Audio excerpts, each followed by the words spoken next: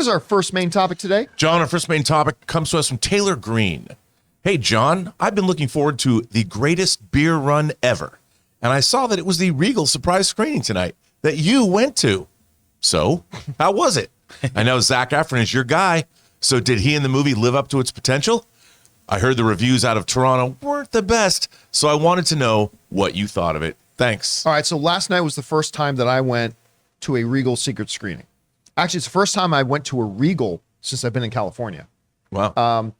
Two pros, one con. One pro, the seats were very, very comfortable. I really like the seats in there. Pro number two, they started the movie start time was 7. They started the movie at 7:15. So good pro. Negative, once 7 p.m. hit, in the midst of a couple of trailers, I got 3 soda commercials, a car commercial, and a Hotels.com commercial. So that to me is no good. Like that to me is so just my first experience of a Regal. Forgive me if I want to talk about that for a second. So anyway, so then Ann and I are going to the secret screening, and I'm thinking it's probably going to be one of a couple things. There's a possibility it could be Black Adam. I knew that was a long shot, but you never know. They could do stuff like that. The more realistic one I thought was Amsterdam. I thought Amsterdam could be the one, but the day of the screening, I became 100% convinced it was going to be Smile, because that comes out this Friday, right? So I thought it was going to be Smile, but whatever. Go in. All I knew was that I didn't want it to be Lyle Crocodile, which Taylor unfortunately had been trying to put a curse on me, trying to make that come into being, but I just didn't want it to be Lyle Crocodile. So we go in there and the movie starts, and lo and behold, there's Zac Efron. It's the greatest beer run ever. This is a movie that has fascinated me because the story that it's based on is incredible. Like, it's absolutely wonderful, and the motivations of it about literally a guy who decided to try to just boost the spirits of the people he knew that were fighting in a war to just travel over there just to bring them beer. I get chills thinking about it. Like, that's awesome. I love that. And I am a big Zac Efron guy. I think he should be the next Wolverine. I don't care what anybody says. I love the dude. I think he's a terrific performer. 5 minutes into this movie, my wife turns to me and says, "There's a Cold Stone next door. You want to just go get some ice cream?" And wow. I'm like, let's give it like 10 more minutes. It's awful.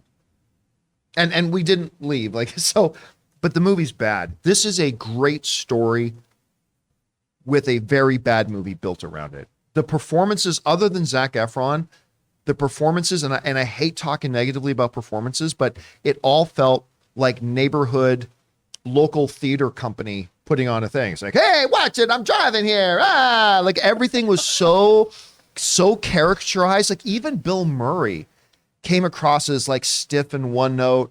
One of my favorite actors in the world, Russell Crowe. Like it's just, the movie was absolutely flat, even though at its core, it's a terrific story. And normally that's the problem with movies like this. You can have beautifully made movies and all that kind of stuff, but at the core, their story isn't right. This was totally the opposite problem. Wow. You have this fascinating, incredible core story and a pretty decent lead performance that just everything felt either preachy, one note, or just plain flat, even when it was being done in an over-exaggerated caricature. And not just the characters that came across as caricatures, but some of the circumstances they created in the movies came across as a caricature of a circumstance. You know what I mean?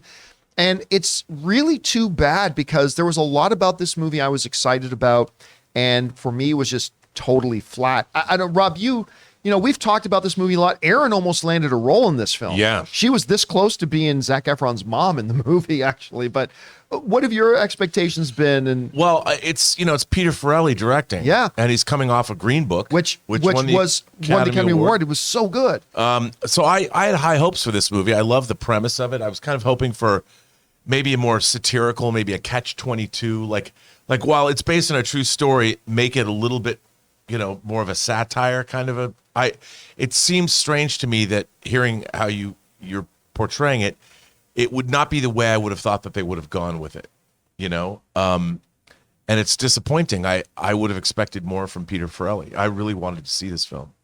Now Christian, I don't. have you had any expectations going into this? No, not really. I mean, I saw the not necessarily any buzz, but I saw the promotion for when they were talking about it and some of the interviews during the festivals and I thought, oh, maybe the way that they're buzzing about Brendan Fraser right now, I thought that's what's going to start happening. That could be the Zac Efron. That's what I thought. Thing, right? And I honestly, until I just heard you, I didn't know there was a lot of negative, and from the viewer who said there was some negative reviews about it.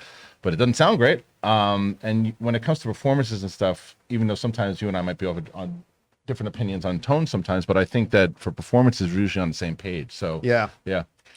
So I don't know. I was really disappointed because this is one I'd been looking forward to. But hey, listen, just because I didn't like it doesn't necessarily mean you won't. Maybe you're one of the people who got to see it at one of the festivals. Whatever your thoughts are, jump down to the comment section below and leave those thoughts there.